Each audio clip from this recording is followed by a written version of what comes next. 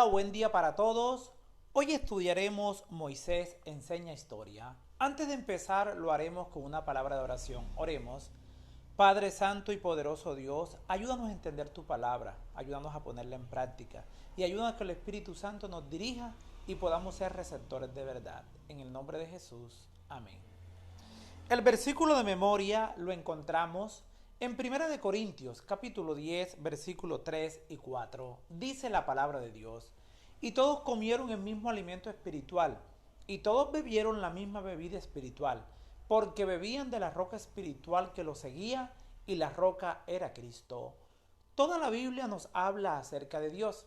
En el libro de Deuteronomio encontramos a Jesús, porque Jesús nos creó. Jesús nos formó con sus propias manos. Jesús nos sostiene, Jesús nos sustenta, Jesús nos redime. Y cuando leemos Deuteronomio encontramos cómo Jesús nos cuida, nos protege, nos alienta y nos redime en todo el proceso de salvación. Antes de entrar a la tierra prometida, Moisés le da al pueblo una lección de toda la historia. Moisés les dice: recuerden lo que Dios ha hecho por ustedes en el pasado. La historia del pasado nos sirve a nosotros para conducirnos delante de Dios y no tropezar. Dios escogió un pueblo y lo ha venido dirigiendo a través de toda la historia. Es así como Dios les anunció un evangelio al resto de los pueblos para que siguieran a Jesús, y lo hizo a través del pueblo de Israel. Al ellos rechazar a Jesús, debían enfrentar el rechazo de Dios. Moisés tenía un ministerio. Moisés escribe el Pentateuco, especialmente el libro del Génesis, donde se encuentra la creación. Eso nos muestra que estamos aquí por iniciativa divina. Aunque el mundo esté lleno de maldad, tenemos esperanza a refugiarnos en Cristo Jesús. Muchas de nuestras doctrinas tienen sus raíces en el Génesis: la creación, la caída, la redención, el diluvio, el evangelio y el ministerio de Cristo, y su autor es Moisés. Es decir, este profeta fue dirigido de forma maravillosa por Dios y muy recordado por todos los cristianos. Leamos Éxodo, capítulo 32, versículo 30 al 32. Dice la palabra de Dios: y aconteció que al día siguiente dijo Moisés al pueblo: vosotros habéis cometido un gran pecado, pero yo subiré ahora a Jehová, quizá le aplacaré acerca de vuestro pecado. Entonces volvió Moisés a Jehová y dijo: te ruego pues, este pueblo ha cometido un gran pecado, porque se hicieron dioses de oro, que perdone ahora su pecado, y si no, ráeme ahora de tu libro que has escrito. Moisés no tenía por qué pagar consecuencias ajenas. Moisés, como buen hijo de Dios, quería ayudar a sus hermanos caídos en desgracia. Moisés estuvo dispuesto a entregar su vida por ellos. Moisés le pide a Dios un favor no tan pequeño: Dios, por favor, carga con el pecado de este pueblo rebelde. Moisés sabía lo que significa la exposición o la expiación del pecado, ya que solo Dios es capaz y puede y tiene el poder de perdonar la iniquidad de sus hijos. Es por ello que todos nosotros que somos pecadores debemos confesar nuestras faltas a Dios, porque es a través de Jesús que nuestros pecados son perdonados. No hay otro medio, ni otra manera diferente. Solo debes arrepentirte delante de Dios y vivir una vida de comunión debajo de su gracia protectora. Solo mediante Cristo Jesús podemos ser justificados delante de Dios. Moisés mostró un ejemplo de intercesor. Moisés hizo una intercesión por su pueblo, ya que Cristo haría por nosotros más adelante una intercesión mucho mayor. La ciencia puede corroborar hoy que el universo funciona de una manera extraordinaria, de una manera maravillosa, y que todo está perfectamente equilibrada. Es decir, que detrás de esa obra maravillosa hay un ser superior y más inteligente que nosotros. Dios es precioso en todo y se creó una obra perfecta. también dirige una vida espiritual perfecta. Leamos Deuteronomio, capítulo 1, versículo 3. Dice la palabra de Dios: y aconteció que a los 40 años, en el mes 11, el primero del mes, Moisés habló a los hijos de Israel conforme a todas las cosas que Jehová le había mandado acerca de ellos. Después que los espías no creyeron a la voz de Dios, cuando inspeccionaron la tierra, el pueblo por falta de fe no la conquistó. Dios les dice como consecuencia: no entrarán a la tierra prometida. Dios les dice: ahora tardarán 40 años en el desierto. La palabra de Dios se cumple perfectamente. Dios todo lo que dice se cumple al pie de la letra. Después de los 40 años, Dios está dispuesto a que posean la tierra prometida. Debemos confiar en la palabra de Dios porque es confiable. Si Dios te dice que te puede salvar, eso puede pasar. Si Dios te dice que irá delante de ti, eso va a pasar. Las promesas de Dios son verdaderas y son eternas. El ministerio de Jesús, es decir, su nacimiento, su bautismo y su periodo de predicación estaban ya profetizados en el libro de Daniel, y su palabra se cumplió sin demora. Y si seguimos mirando en la palabra de Dios, se cumplió todo lo que Dios haría con el rey Nabucodonosor. También con la nación de Israel, Dios te brinda evidencias de lo que está por hacer contigo. No desmayemos y sigamos confiando en Dios, porque las promesas de Dios son en sí amén. Leamos Deuteronomio, capítulo 1, versículo 8. Dice la palabra de Dios: yo os he entregado la tierra. Entrad y poseed la tierra que Jehová juró a vuestros padres, Abraham, Isaac y Jacob, que les daría a ellos y a su descendencia después de ellos. Dios sigue otorgando su gracia al pueblo. Ellos fueron bendecidos en el desierto. No tuvieron necesidad de nada. Sus vestidos no se envejecieron. Sus pies no se hincharon. Y Moisés le pide a Dios que le multiplique 1000 veces más de lo que ya les había dado. Es decir, que Moisés está lleno de bendiciones porque tiene la presencia de Cristo Jesús en su corazón y quiere lo mejor para su prójimo. Cuando leemos Deuteronomio capítulo 1, versículos 12 y 13, ya vemos a un Moisés cansado y le pide ayuda divina. Le dice: Dios es todo amor, que le responde a Moisés de la siguiente manera. Leamos los versículos 14 y 15. Dice la palabra de Dios: y me respondiste y dijiste: bueno es hacer lo que has dicho. Y tomé a los principales de vuestras tribus, varones sabios y expertos, y los puse por jefes sobre vosotros, jefes de millares, de centenas, de 50 y de 10, y gobernadores de vuestras tribus. Había una necesidad de organización. El pueblo de Dios siempre ha estado bien estructurado y bien organizado porque lo dirige una mente maravillosa, la mente divina. De un sistema bien establecido para dar cuentas a Dios. Israel estaba bien establecida, funcionaba como una iglesia, pero en el Antiguo Testamento. Por eso es necesario escoger gente bien calificada, para que asuma roles para diferentes funciones dentro del pueblo de Dios.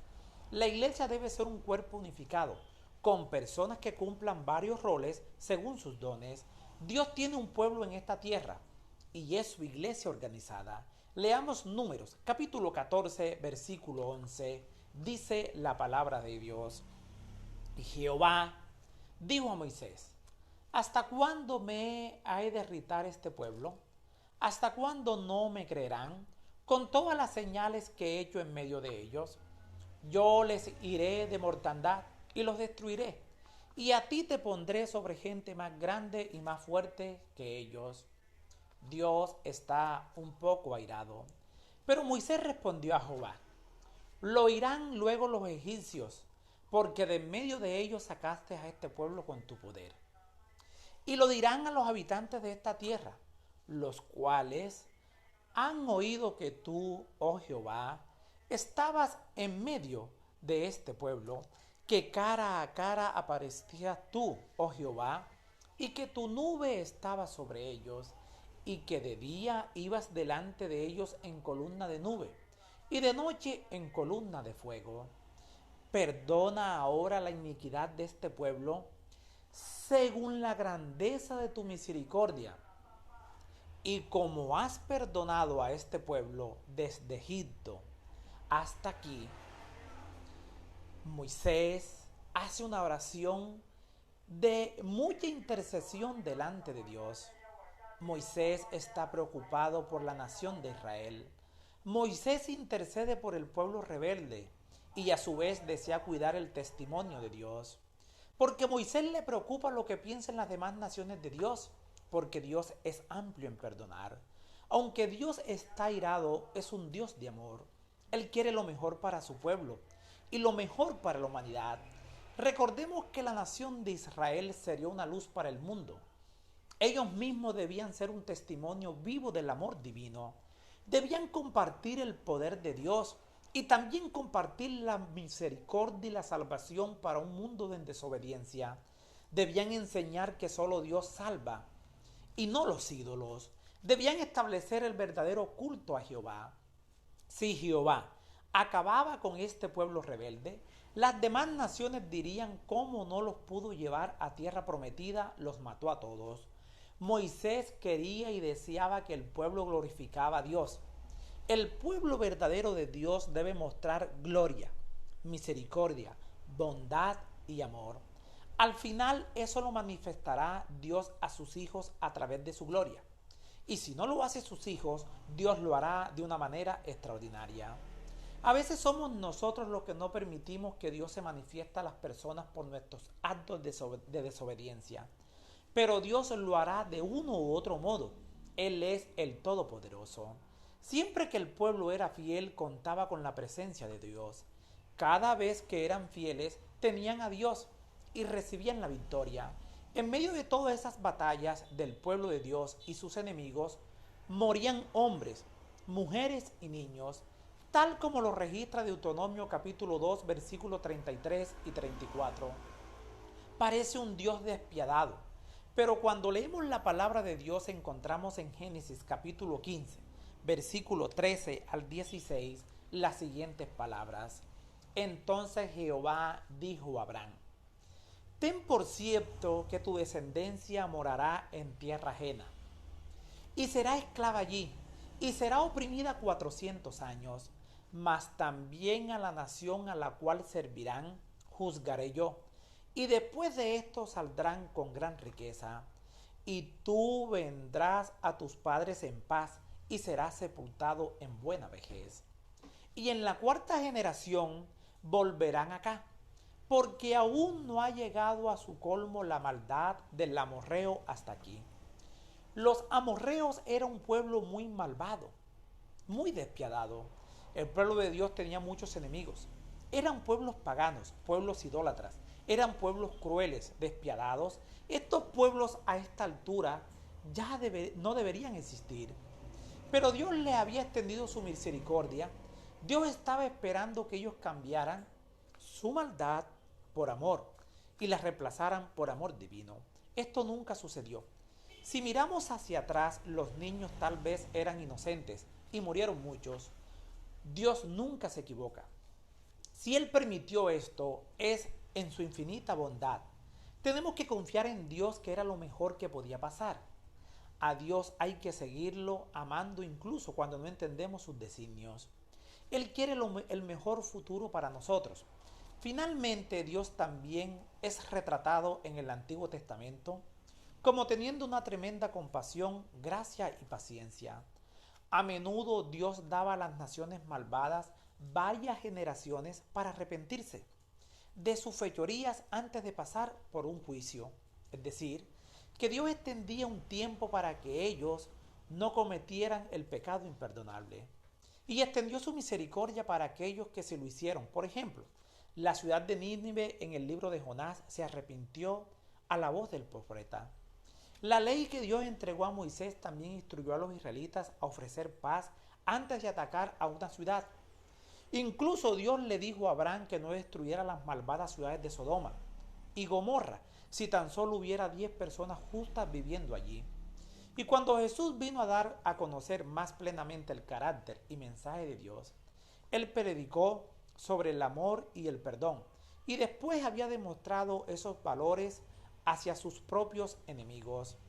El tema de Dios y la guerra es complejo. Dios mismo en ocasiones se ve en conflicto cuando se enfrenta con la necesidad de ejercer justicia. Dios no nos hace sufrir, pero también nos compadece, porque es muy grande su amor.